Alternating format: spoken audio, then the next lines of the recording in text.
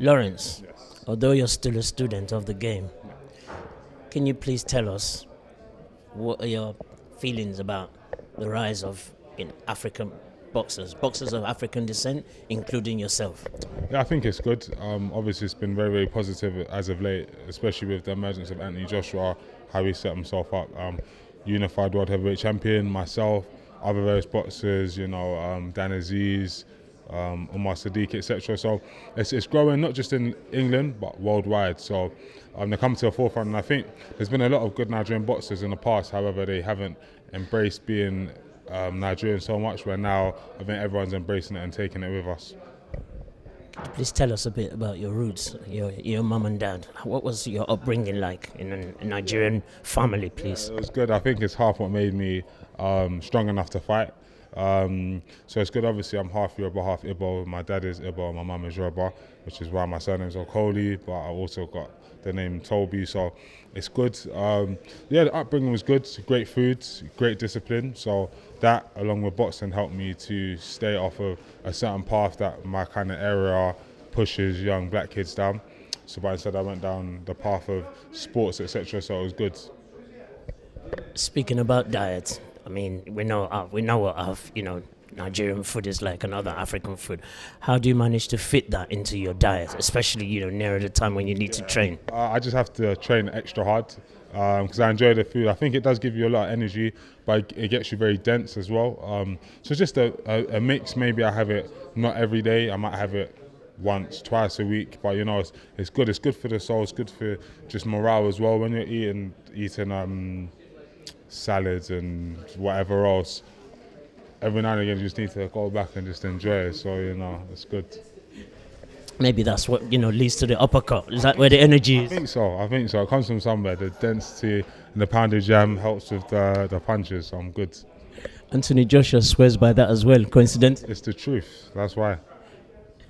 Speaking of which, how much do you relate to your culture? Have you been back home, been to Nigeria since you've been here? I have been back, but I haven't been in a long time. But I've obviously made the New Year's resolution. I put it out there.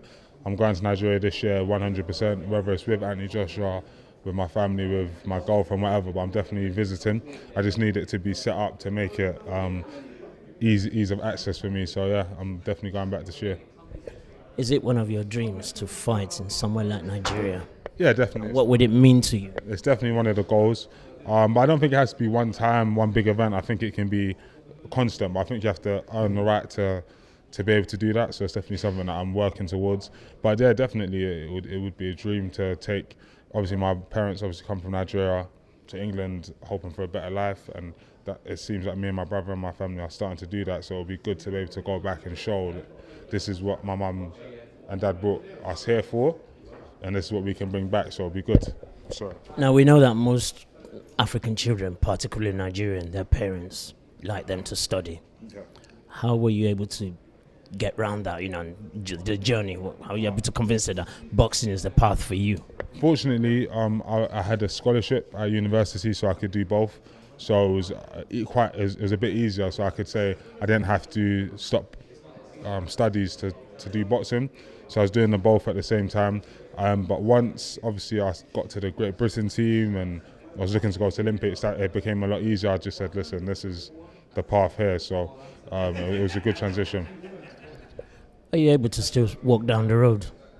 Yeah, I like it. I mean, I might get stopped, but I still have to be able to walk down my local high roads, go to the local shopping centres, and I embrace it, to be fair. When I get stopped and recognised, when I go to the African restaurants and people are stopping me, it's good. It boosts my morale. You've stolen my thunder, so you do go to the African restaurants. It's quite important to support ours, isn't it? Yeah, definitely, and I enjoy the food, so I mean, it's all good. Now, I have to ask you this question. Can you please shed some light on, the business going on with OHara Davies online? What are your thoughts?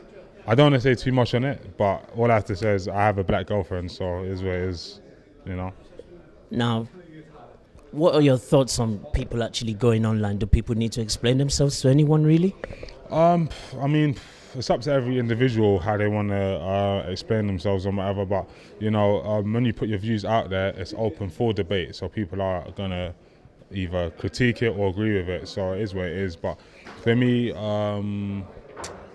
you know, I feel like if I'm honest, black people and black women go through enough on a day-to-day than to have more people kind of add into that. So for me, it is what it is. I mean, you can love whoever you want to love. No one has anything to say with that. But, you know, I feel like I've got a black mother who I love, black sister, black girlfriend. So you know, it's just, yeah. Thank you. Thank you very much for your time. No stress.